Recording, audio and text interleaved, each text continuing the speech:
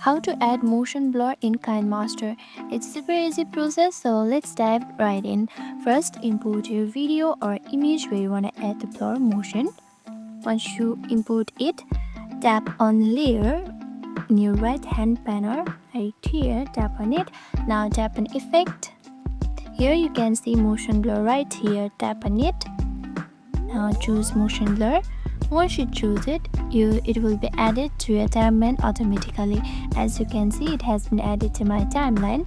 Now once it's added, you can adjust its duration or size from here.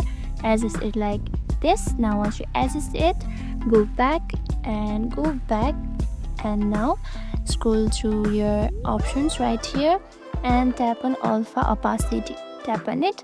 Now just decrease the opacity from here and adjust it as you want.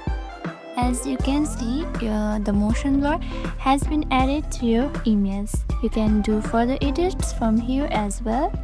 Like you can add in animation, you can add it like this. But for now, let me keep it to none and go back. Now once you're happy with your image and video, just preview the video and export it. That's it. I hope this video helped you out. If it did, don't forget to like, subscribe and hit the notification bell so you don't miss out any of the videos. Thank you for watching.